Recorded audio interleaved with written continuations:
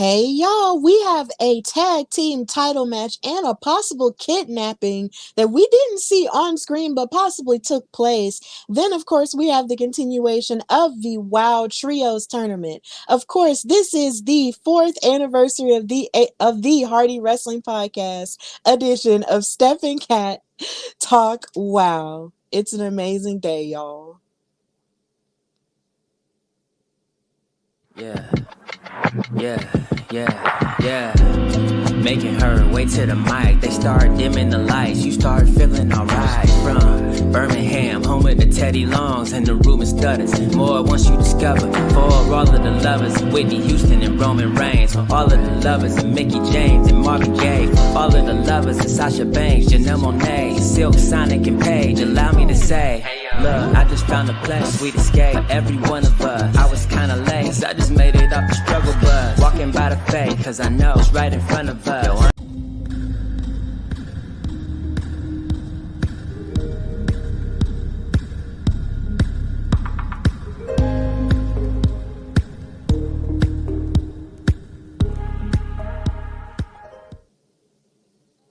Hey y'all!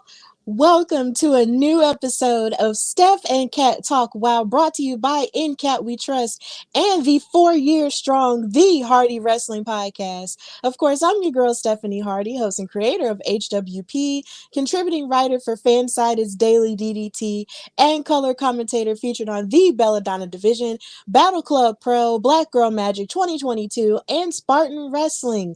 But of course, I am not alone. With me is my amazing and fabulous tag team partner, my partner in crime, my better half, or at least my other better half, because I have a lot of better halves, but it's okay. Um, and she is also a writer for Daily DDT as well as other platforms, and also for herself, an amazing super mom and creator of In Cat We Trust and creator of the Women of Color in Wrestling panel. She is Katrina Blake. How are you, Kat?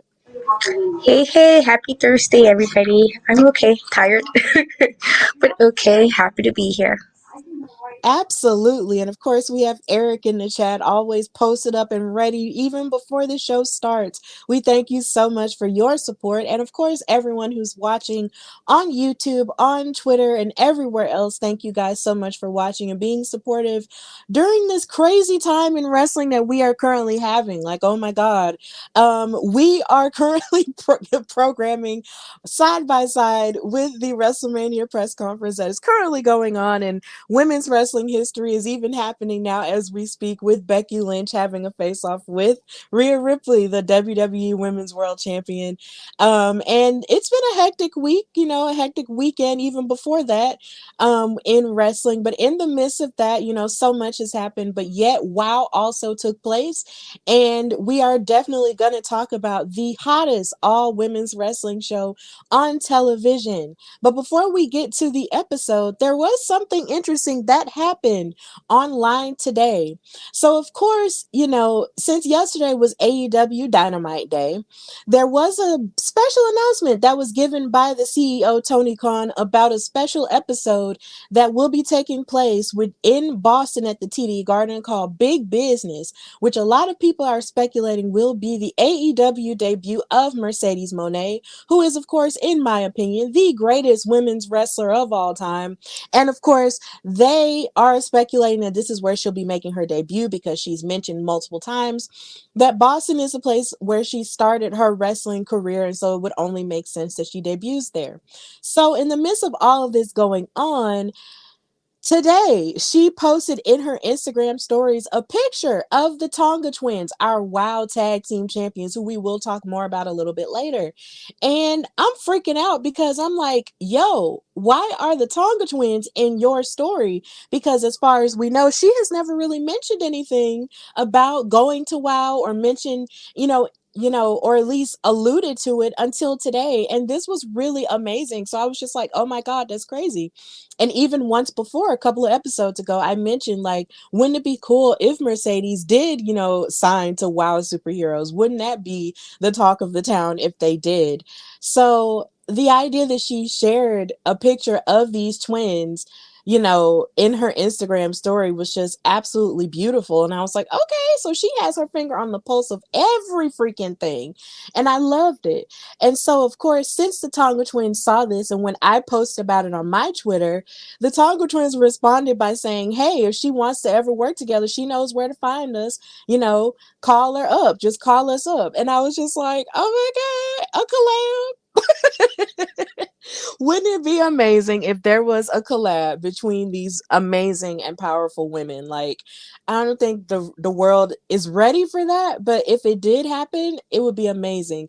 Like, what if the Tonga twins were like security for her or something like that? Or what if they started a faction? Like, that would just be some insane stuff.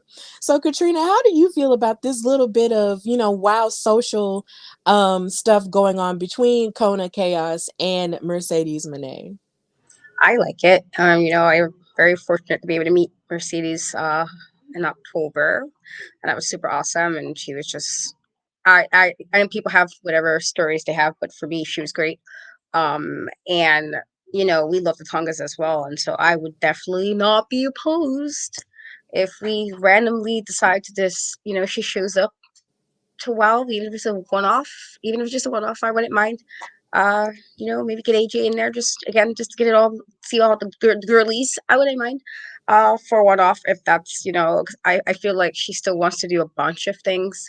And while I know it's assumed that she's probably with AEW now because of the whole Boston thing,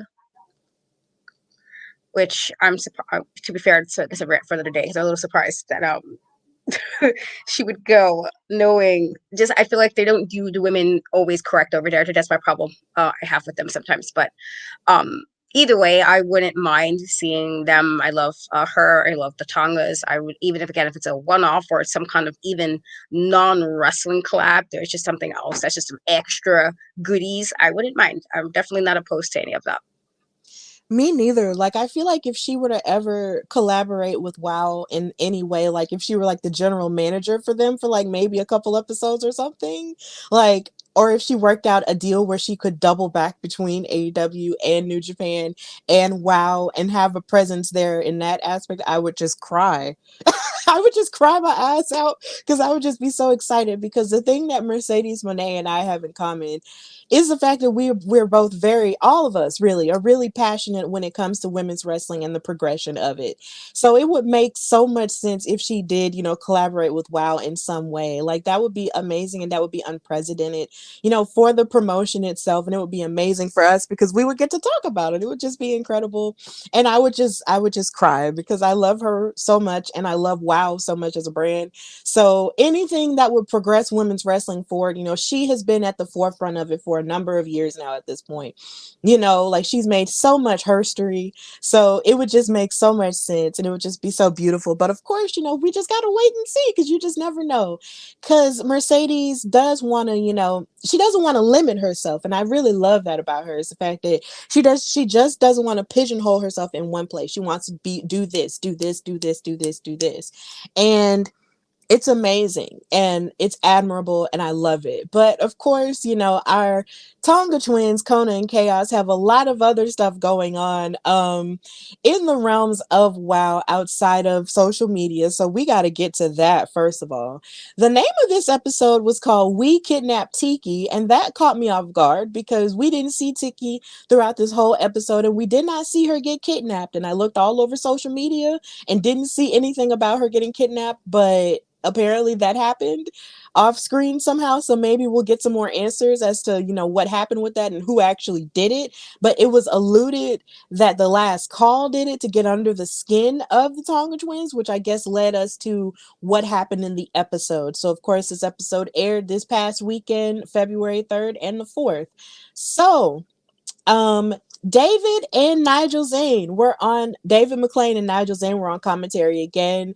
And something amazing that I noticed was the fact that David McLean was giving Nigel compliments and saying, that, people really like to hear your voice. And he was just like those historians who like you. And I was just like, is David talking about us? But it's okay if he's not. I mean, if he's not, I get it. But then at the same time, I was just like, because we have discussed how Nigel Zane seems to be a natural fit on commentary. So I was just like, so is David McClain talking about us? Does he know that we be talking about him and da da da da? But it's okay. Yeah. So the last call come out and they start the episode by talking a whole lot of smack. And Reina Del Rey was talking about how was basically telling everybody to shut up in Spanish. She said, "Cállate pendejos." So y'all know what that means. She basically told everybody to shut up and call them stupid. And the wrecking ball was just like, look, we only want to hear ourselves talk. And Raina said, look, we've shown time and time again that we are the ones who deserve the opportunity to take those wild tag team titles off of the Tonga Twins, and no one else deserves it, right?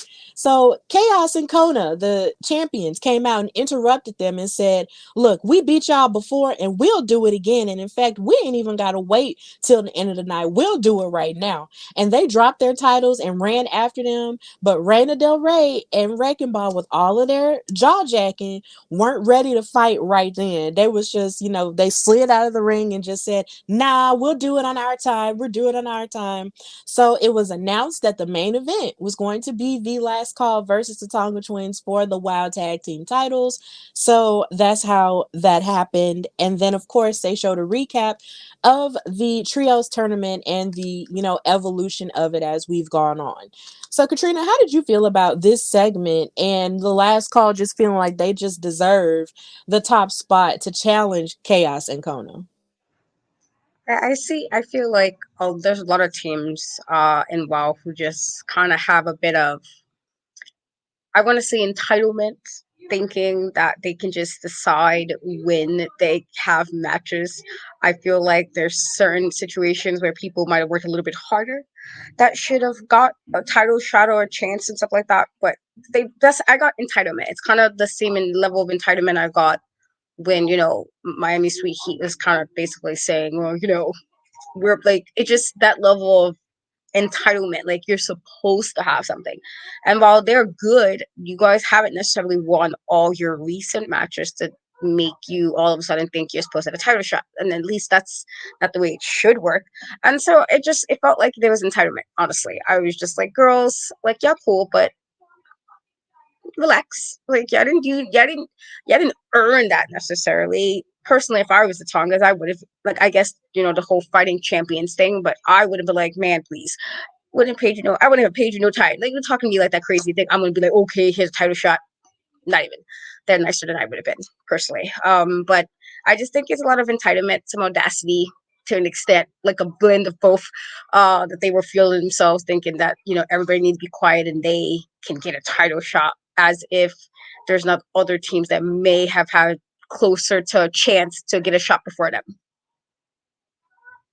You are absolutely right when it comes to the entitlement part, because there are just so many teams like you said, like the Carlson Twins and like the last call, who just feel like everything is just supposed to be handed to them on a silver platter, and like they're not supposed to work for everything. But considering the last match that was supposed to decide the number one contender ended in such a haphazard and stupid way, which we will get to a little bit later, speaking of the Carlson Twins, everybody and their mama is just trying to jump up in line and just saying, oh, well, I deserve a chance. I deserve a chance. Da da da da da da.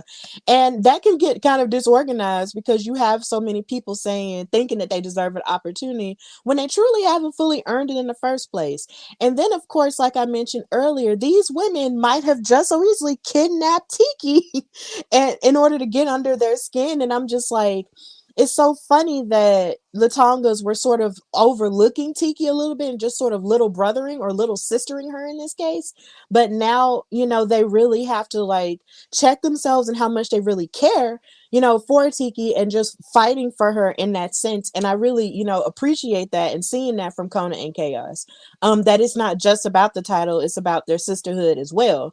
So I appreciate that. And then, of course, you have all the other tag teams who deserve an opportunity too, like the Mother Truckers, who, again, we will get to as we get into the episode. But yeah, there's just always a sense of entitlement. But my thing is, the one thing that Kona and Chaos don't mind doing is humbling you, and we love that. So, like I said, we will go further with that towards the end of the show. And like I mentioned, they did show a recap of the evolution of the WoW Trios tournament, which of course has Team Spirit going for it as well as Exile going for it as well, which leads us into between El Clan Latino, which is Sylvia Sanchez, Vivian Rivera, and Tormenta with Sofia Lopez, the world's greatest attorney, going up against Keta Rush and the Mighty Mites. And this was really interesting because of the fact that the Mighty Mites were in the tournament earlier with Steffi Slays, but they wound up getting eliminated. But because David McLean said that this tournament is ever flowing, anybody can jump back in, and the Mighty Mites got a new partner in Keta Rush, and they came back in. This was a very impressive match on the part of the Mighty Mites and Keta Rush because they seem to have more of a clicking and a chemistry than they had with Steffi Slays, and they seemed to work together really well. So much so to the point to where I really did think that they were going to win. Now, that's not taking anything away from Tormenta and Sylvia and Vivian, because they did have great moments, as you can see with that double suplex to Sugar. But at the same time, like the Mighty Mites and Keta Rush were going so hard that I really did feel like they were going to win, because you had Keta, battling back with her submission work and her MMA background. And then you have sort of like the lucha background that you have from the Mighty Mites. They just seemed to work really well together, and they were just very cohesive in comparison to Tormenta and Sylvia and Vivian, who have never really worked together that many times in the past, or at least since we've been watching WoW, we haven't really seen them work that well together. But of course, in such a sad way, like there was so much amazing athleticism here, but in a sad turn of events, Tormenta and Sylvia and Vivian wound up winning the match and coming out the victor, so they will be moving on in the trios tournament.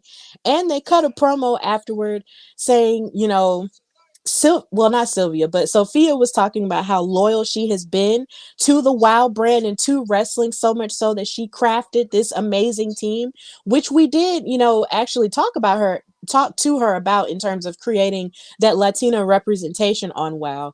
And she wound up, creating this team and wanting them to be as dominant as they could be.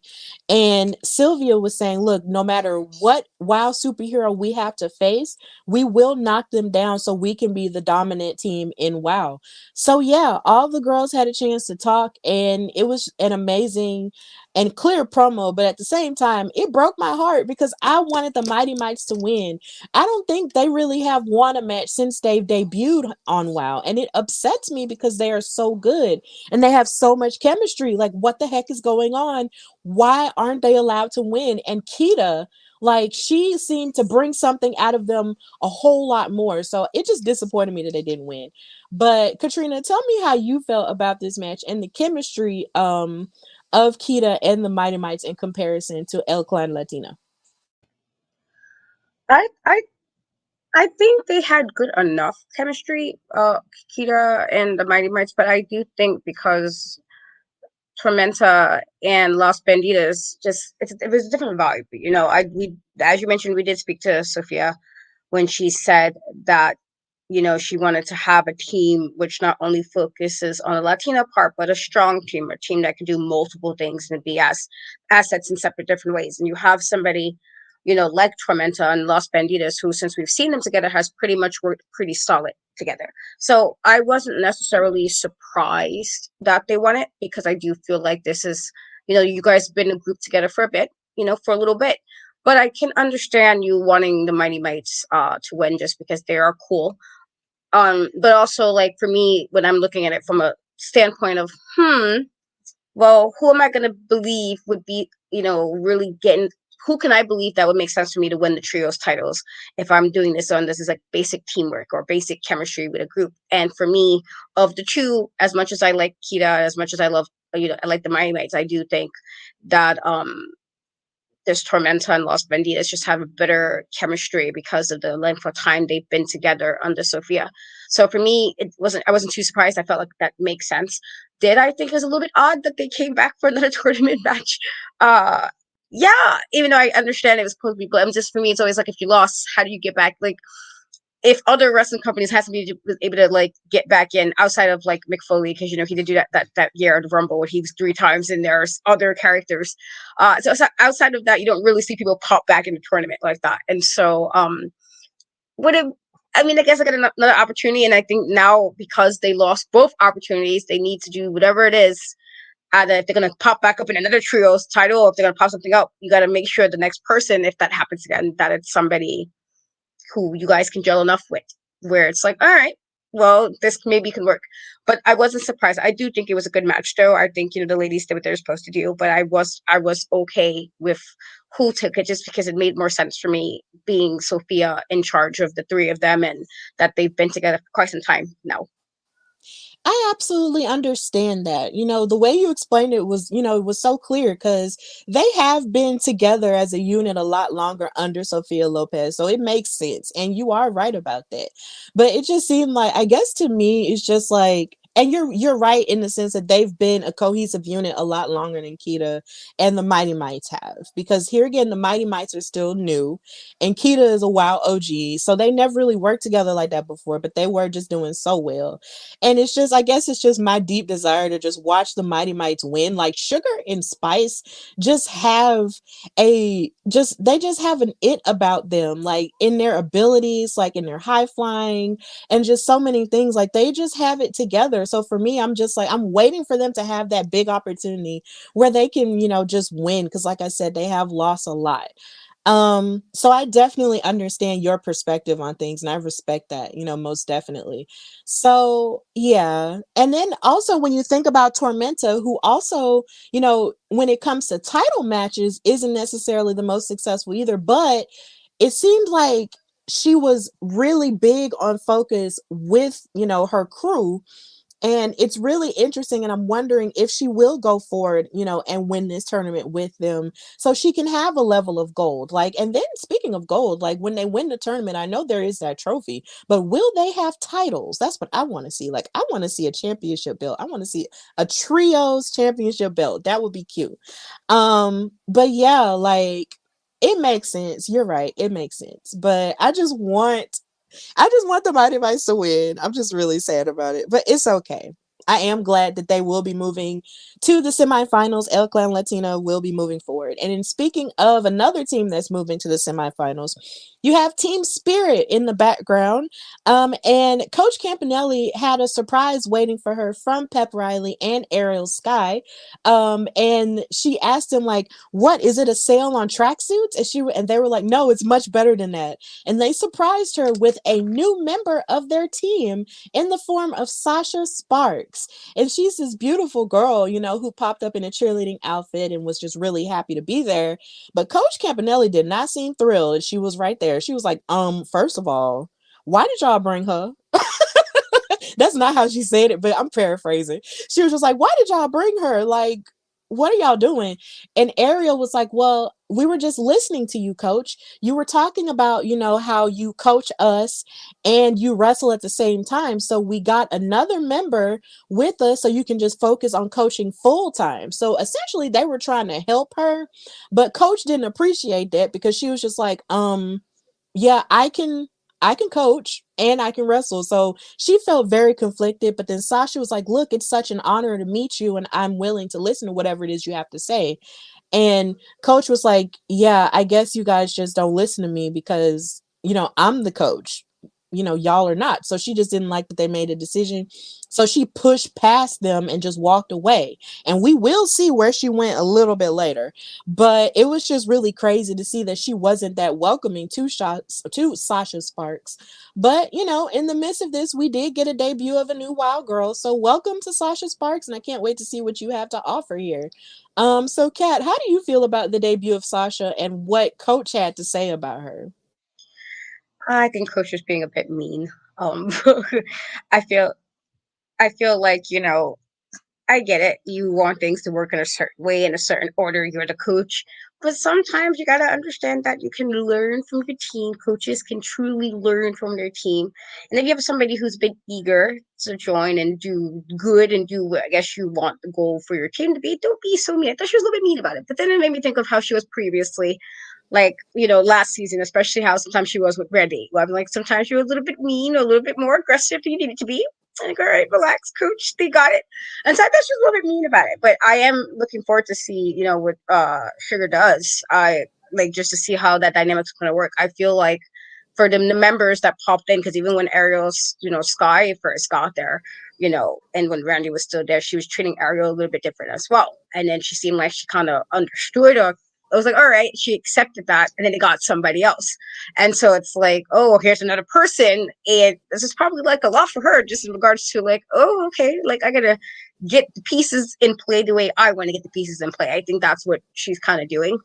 But I thought she was a bit mean about it. I am looking forward to see what goes with the team, but I do think she was a bit mean. And I was like, you don't have to do all that, sis. Like, all right, relax. Not that deep, I promise. But yeah. Yeah, it was crazy because I was just like, why are you this angry? Like, why are you this upset that they brought in a member? I mean, because I understand, I guess she didn't ask for another member. She didn't really want another member. So there was never really anything that she said that truly alluded to it. So I guess her team was just like, yeah, well, let's just do this and just help her. And they just assumed that maybe she wanted to help. But at the same time, she didn't have to be that mean to her because Sasha is essentially coming into a situation where she doesn't know really the vibe of everything. So to take it out on her in that way was really harsh. And I was just like, girl, calm down. But I do wish that she had stayed and talked with Pep and Ariel about it a little bit more as opposed to just pushing past them and just not worrying about it. But of course we will see, how it went with another wrinkle in things in this episode. But after that backstage, we saw Rebel Haze, and we hadn't seen her in a minute, so it was good to see her again prepping for her match. And she got a gift from the heavy metal sister Fury, and Fury gave her a guitar pick. And as a person who used to play bass guitar a long time ago, I feel like I've lived at least 4 different lives, and I'm just 30 years old. Um, when I used to play bass guitar, I used to collect guitar picks as well. I even had one as a necklace.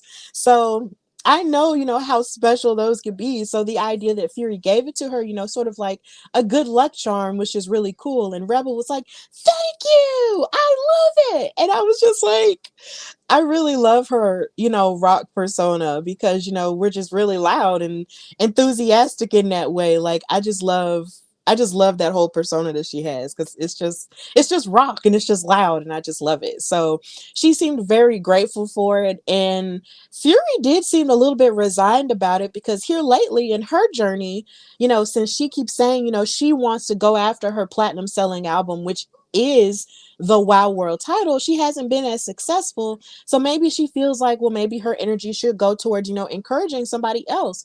But I'm just like, Fury, you got to encourage yourself. Do not give up on yourself, ma'am. Or maybe I'm just reading too much into it. But either way, I did think that was a nice gesture, towards Rebel Haze going into her match. So Katrina, how do you feel about the trajectory of Fury, and how did you feel about her giving the guitar pick to Rebel?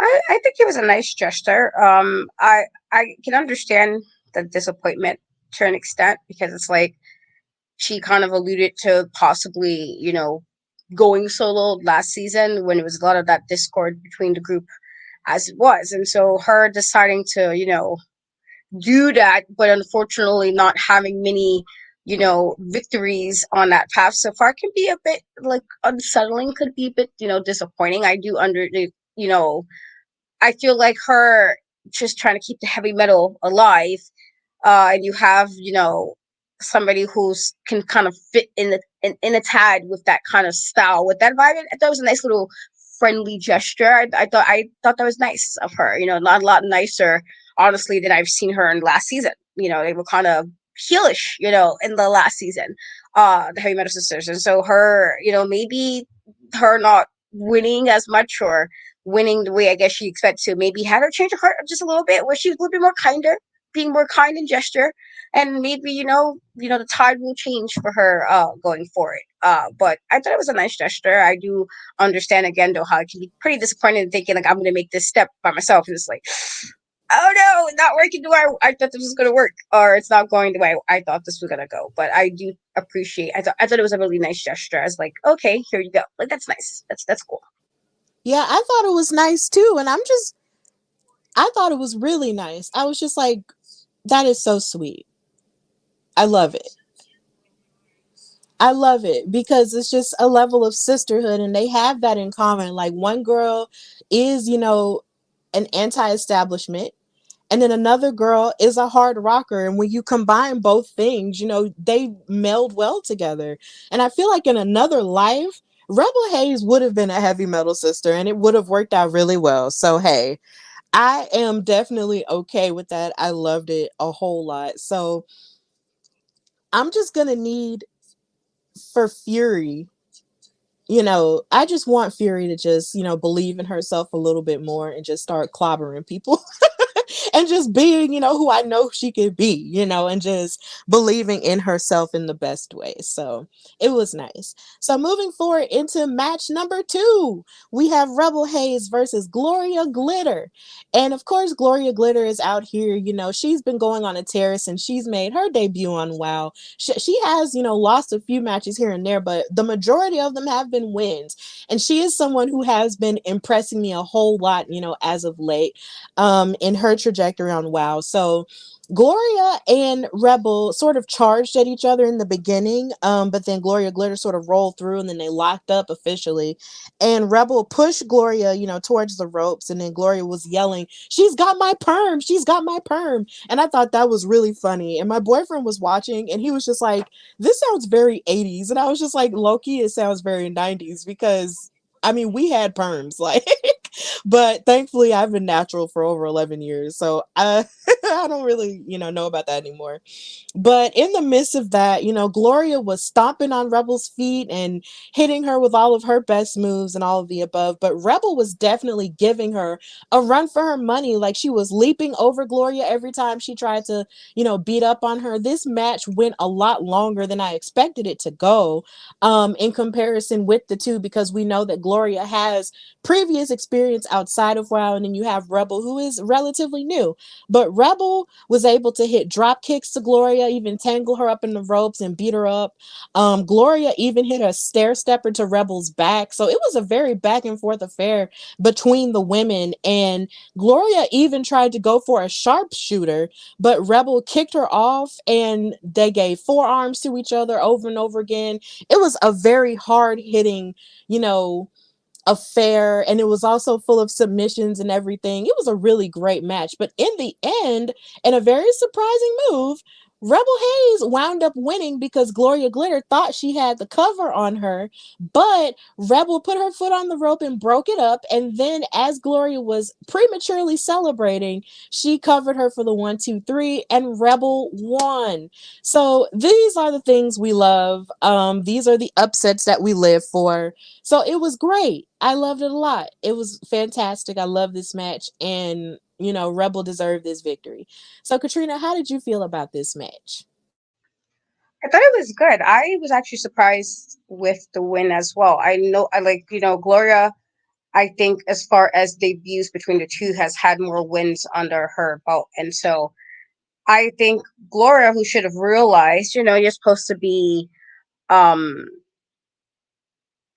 somebody who's more aware of this whole, like, the vibe of her being like this exercise. So you're supposed to know when the crowd is with you, but you're supposed to also know when the correct time to end. There's like that the time when people starts kind of winding down at the end of a routine, or you're like, all right, let's get you. She should have been to that point. That this was that winding down time. You're celebrating too soon, and look what it costed her a win. I do think that for Rebel, this should feel good because she wasn't necessarily winning so many for matches necessarily. But kind of, I don't know if it's a little bit of a nice edge because Fury gave her the guitar pick and maybe it gave her a little extra boost of confidence going in. But I thought the match was good. I do think that these ladies, complemented each other well in the way they wrestle. But I thought it was cool that Rebel won. Like, Gloria's cool, she is, but she sometimes would be a little kind of mean. She's also kind of mean, sometimes, especially when she'd be doing things like walking on people. She'd be like on people's backs and stuff. Personally, can be me, but I respect that she, I guess this is what it is for her. I do think it was a solid match though, and I'm happy that Rebel won. And hopefully this will give her more of a boost going forward as far as her spirits, that she can maybe win some more, have more victories and all. Yeah, like I couldn't believe it. Like the idea that she really did just, win the match, but in just the most calculated way. Like, oh, you thought you won? Boop! And that was it. I was just like, okay, that's cool. But really, like this entire match was just really, um, it was just a really good showcase of what both women has to offer inside of the ring. Like I was just really happy with the way that it went and the fact that Rebel won and and she gets to celebrate that was just really cool. So big ups to her. I'm so happy for her and Gloria really has nothing to be ashamed of here. But, as it turns out she might have had something to be ashamed of because we did see backstage that she did talk to Coach Campanelli, who was walking back there and sulking after what just happened with, Sasha Sparks becoming a part of Team Spirit and she had nothing to do with it. Coach said, what's the matter with you? And then Gloria was like, did you see my match? And then Coach was like, I did actually. And then Gloria said, yeah, I should have won and I should have had it in the bag. And then Coach said, you did have that. But she said, can I give you a coach tip? And then Gloria was like, yes, please. And she was like, you took your eye off the ball and you celebrated too soon. And Gloria was like, yeah, you are so right. And then Coach says, I've said it before. You've got potential. You just got to keep your eyes on the prize. With a few more coach tips, you may get that prize. And then Gloria thanked her and then she walked away. And I was just like, so you mean to tell me that you might be thinking about listening and coaching Gloria Glitter on the side when you got this whole other team over here and you're angry at them, but then you want somebody who's just going to kowtow to you? Like, that's low-key what it seems like to me. Because Gloria was, willing to listen to her advice or whatever. But my thing is, that doesn't give you the right to just leave the team that you built behind either. So I'm gonna need for Coach to really like sit down and take all the dip off of her chip and really like get herself together. So Katrina, what did you glean from that interaction? Are we on the same page or are we on a different chapter?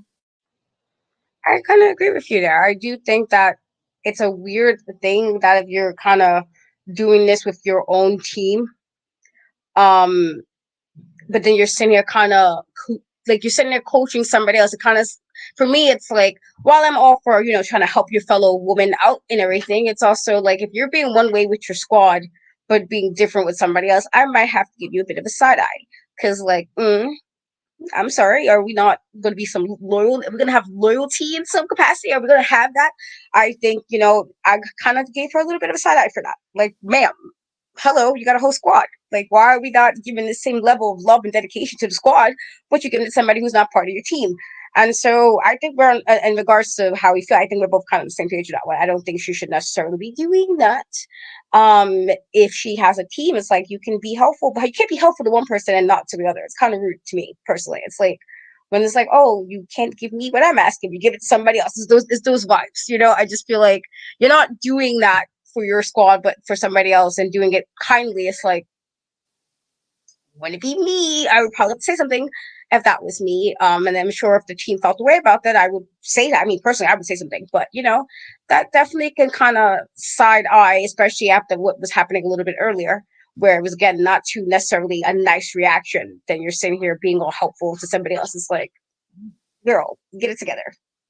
Like, it's stupid. Like, I hate it because, I mean, not to call Coach Campanelli stupid because God knows, I mean, I would never be that disrespectful, but I feel like that move really was dumb. And I've said it before in previous circles that I really feel like Coach Campanelli has her moments where she feels that if you are not just ultimately listening to her and if she is not speaking up for you and not, letting people have autonomy, like, it's like if she it lets you have autonomy, I low-key feel like she sees that as a weakness. And that's not a weakness because if you're a coach and if you're a teacher or if you're in anything, you have to listen to people because yours, just because they're underneath you as a student or as a player or something like that, doesn't mean that you can just treat them any kind of way and not listen to them. And honestly, what Pep and Ariel showed was that they had initiative in trying to go out and find somebody that could fight the battles while she is coaching them, because they were just trying to help, and they had, good intentions, whether you liked it or not. And it just seems like because they chose to do this on their own and because she didn't tell them to do it, then that's her problem. And that angers me because I'm just like, ma'am, they're trying to help you out and they're trying to advance the team. Why are you out here acting up? Why are you out here acting this crazy? Like, it makes no sense for you to be, getting this book and then trying to seek validation from someone who isn't even on the team with you, who you said has potential, who you gave this advice to that you didn't even have to give advice to, and now you're giving her all of these coach tips or whatnot. And it's just like, ma'am, this isn't going to work. So it's like you're cheating on your team because they're not giving you what you want. And I hate it. Like, girl, sit down, stop it. Like, you really need to stop it. Like, you need to listen to these people, listen to your teammates. Like, they're not just going to do as you say. There's no little I's and big U's. It's ridiculous. Like, it's just really gross. So yeah, we'll see what happens, but basically what I'm just gathering from it is just the fact that coach just wants everybody to just kowtow behind her and just not question it. And it's just like, ma'am, these are human beings and you need to treat them as such. So moving on, before I go in any further, Lauren Hunkley introduces Samantha Smart. And so Samantha Smart comes out here because, of course, she's the leader of Team IQ Superior. And something interesting that David McClain mentioned is the fact that her, him, and a number of other people who work on the WOW staff are all from Indiana. And I thought that was interesting. I've never been to Indiana, but I do think it's amazing how, all those Indiana people are right there creating WOW. And I just think that's cute. So big ups to Indiana. Maybe one day I'll go up there and see what y'all got going on. But yeah, Samantha came out there and said, have you no manners? You shut your mouth when your superior is speaking to you. I have something very important to determine tonight. And she went on to announce that the next match was going to be a leader of the pack match to see who's going to be in second in command to Team IQ Superior. So essentially, in the spirit of bad coaching, she was pitting her team against each other to see who was going to be the leader. So the next match was a triple threat match between the disciplinarian, G.I. Jane, and the class master. And Samantha Smart was on commentary. So throughout the match, she was talking about how smart she is and just, what her strategy is for her team. But the rest of the match was really amazing because these women were very evenly matched when it comes to the power dynamic and the strength dynamic, because these women, of course, look very statuesque and tall and really big. So a part of me was like, bro, how is this match going to go? Because these women are just up here. Like, it's just pretty insane how this is going to happen. So and then I just love the fact that these, what's the other part that I love? Hmm, I lost my train of thought. Oh my gosh. Wait, no, I know what I loved. I love that the fans were cheering for G.I. Jane in the beginning. They were like, G.I. Jane, G.I. Jane. And I was just like, bro, this is a heel faction and everybody is legit cheering for her right now. And I love it. So I've been wanting G.I. Jane to get this kind of love for a long time. So this match was really physical. All of these women were giving each other big boots. Disciplinarian was talking all kinds of trash in the beginning. She was like, oh, so you want to be the leader? What makes you think you should be the leader? And then G.I. Jane was like, shut up, and then gave her a big boot. And then Classmaster gave her a boot. And they were just destroying each other. And at one point, G.I. Jane was stomping on Disciplinarian, was telling her, you are the one who needs discipline. And they were just fighting each other. And then G.I. Jane moved out of the way as Classmaster charged towards her. And then she speared the Disciplinarian. Like, it was just really crazy. And I was just like, bro, when are y'all gonna realize that Samantha Smart is playing y'all against each other? Like, I was just wondering when are they going to realize that, but I guess they really just don't know because they just want to be dominant. And in the midst of all of this, G.I. Jane was finally able to win by hitting a discharged DDT to I believe, to the class master, and she wound up winning the match. So, in the midst of her winning this match, she gets attacked by both the disciplinarian and the class master, but then she fights back and hits a double clothesline to them and asserts her dominance as the leader of the pack. And this made me so happy because number one, it is Black History Month and Black women need to win. And number two, because G.I. Jane deserves this because she was the one who was wrongfully blamed, for the loss that they took in the trios tournament by the class master. So the idea that she was able to win was just like, yes, like I just really loved it. So Katrina, how did you feel about this triple threat match? And how do you feel about G.I. Jane being the leader of the pack now? I like that. I liked your segue into it being Black History Month. So it worked in that regard. But I think that the fact that the three ladies on that team I said so many times how I like that some of them was starting to use their size, use their height. And I feel like this was a perfect way to show that because all three of them were pretty physical in this. This is a good example of using that size just to help you out in a match. It's necessary. I was perfectly fine, and as much as I like them all for separate reasons. When I'm thinking of how all of them been since being together, and I think about how it was with this disciplinarian, and how for a long time she wasn't using her size, and it was kind of annoying me in regards to like, girl, you gotta use it.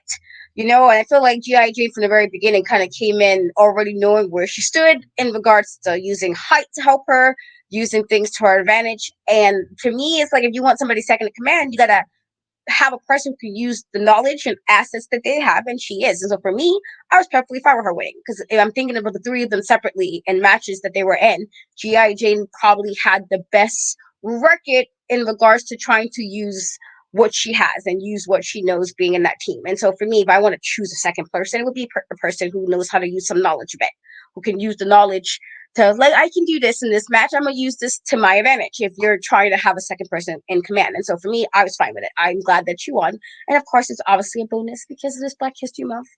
Hey, all those good things. I'm with it. Period. As Eric in the comments is saying, G.I. Jane is the woman. You ain't lying. She does not play any games, and I just love her so much. So the fact that she won and asserted her dominance in that way just really made me glad. I was like, yes, ma'am, yes, ma'am. Like, I was just so happy. And just the idea that they would just gang up on her after winning just kind of sucked for me. I was just like, so y'all just gonna gang up on her after she won and she decisively beat y'all? And then the fact that Samantha was really like bigging them up for it was just kind of irritating. I was just like, come on. But now they really got to do what she says now. And it's just like, I wonder how that's going to go. And then I'm wondering how long is Samantha Smart going to deal with it until she gets tired of it. And then she might turn on G.I. Jane. Like that, I feel like that trajectory would be insane. But G.I. Jane is now the leader of the pack. She is second in command to Team IQ Superior. So we just got to see what happens from there. And then we got a promo from Miami Sweet Heat who were talking about how tired they were of those hillbillies in the form of the Mother Truckers, Big Rig Betty, and Holly Swag taking over and taking opportunities from them, even though, they're the prettiest and they're the richest and they should be, the Wild Tag Team champions at this point and the number one contenders. And it was just really irritating to hear them, talking all this trash about the Mother Truckers when the Mother Truckers should be the ones who are, the number one contenders. They should be fighting the Tonga Twins in this episode, instead of the last call. But that's just where we're at now. And it's just so sad how they were just bum rushing them. And then the Carlson Twins even took it a step further by saying that Big Rig Betty and Holly Swag wouldn't be anything on WoW without them because they were the ones who gave them the tickets to the show. And I was just like, you know what? I'm glad y'all went back and said that because for a minute, I legit forgot that they were the reason why, they made their WoW debut because they invited them on the show because they towed their car and everything. And I was like, wow, No pun intended. Like, I forgot about it because so much has happened. But I was just like, how dare y'all just be that mean and just be like, oh, well, they would be nothing without us and they just need to know their place and blah, blah, blah. And of course, Betty and Holly did not take too kindly to that. Holly is, of course, the hothead. So she was real angry about it. So this led to them, challenging the entirety of the Fab Four along with the Carlson twins. And I guess we just got to see how that's going to turn out. But it's just really crazy. So after that promo, we saw Kona and Chaos hyping each other up to fight against the last call. And they were just like, oh, when I get my hands on Raina and when I get my hands on Wrecking Ball, there's gonna be no stopping them. And before the main event started, they did announce that finally this weekend we will be getting Princess Aussie versus Abilene Maverick for the WoW World title. Princess Aussie gets her rematch, and I am so happy because it felt like everybody and their mama was getting their rematch and getting their opportunity before her. And I'm just like, no, she was the champion. She should be first in line. So now we finally get to see Princess Aussie tackle Abilene Maverick after her being gone for so long or whatever. And we finally get to see, if Abilene Maverick can match wits with Princess Aussie and just how hungry she is for that title again. I'm really pumped about that. So that is happening this weekend, and I'm pumped. So this leads us into our main event, which was, of course, the last call versus, the Tonga Twins for the WoW Tag Team Championships. And in the beginning, which was full circle, the Tonga Twins made their entrance and dropped their titles and just got to fighting with them immediately. And I was just like, yes, let's get into it. Like, Nuck if you buck, let's go. And they basically had the advantage and the upper hand in the first half of the match, like the whole time. They were beating up on Wrecking Ball. Like, they even knocked Reina Del Rey out of the ring for the first 10 minutes of the match. And they were just destroying Wrecking Ball back and forth.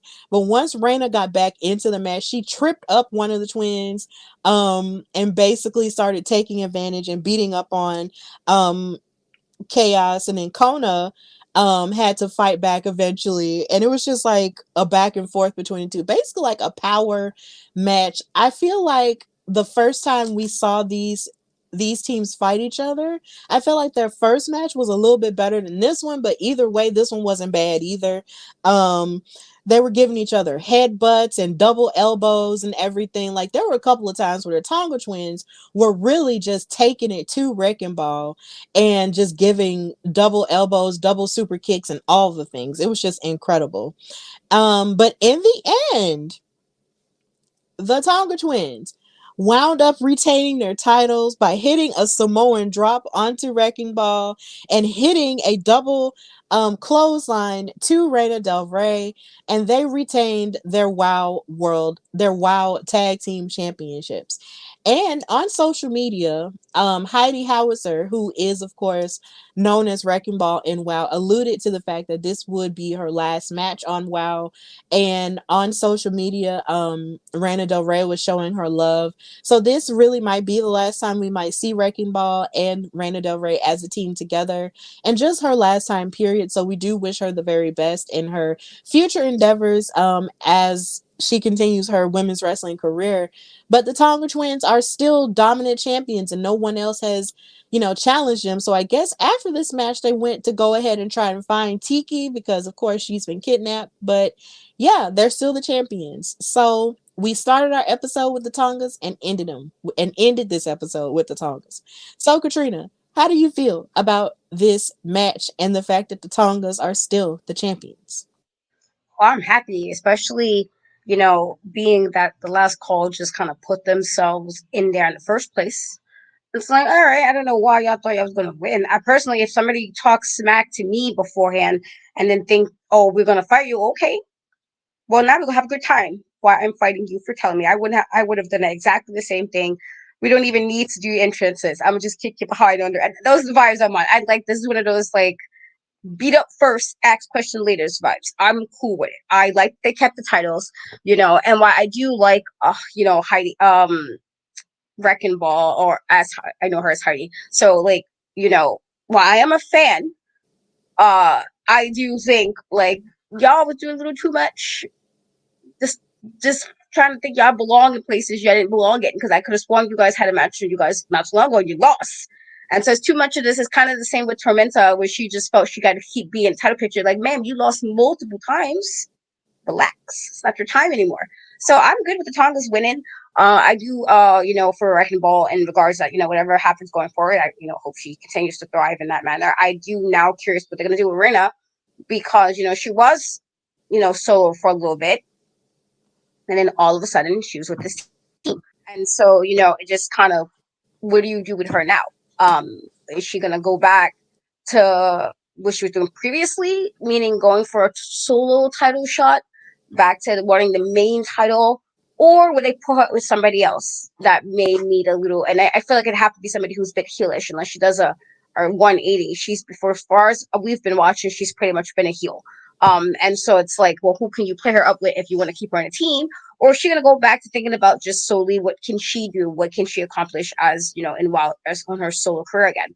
So, but I thought it was a good match. I thought the Tongas did what needed to be done. They stood on business, as the saying goes, and left. They came in and left that episode as champion. So I was perfectly fine with it. I thought it was a good match. Yeah, it was a good match. And I do wonder, what's going to happen with Reina Del Rey now. I feel like she was pretty dominant as a single star, and I actually liked her better as a single star than I did when she was with Wrecking Ball as a tag team. And that's no shade to her, but I just liked Reina better when she was on her own and by herself. So maybe she will actually explore that a little bit more, because she really was gunning for the title when the Beast had it. And then, once everything happened with the Beast and the Fab Four, everything just kind of just fell apart, and she wound up joining the tag team with Wrecking Ball.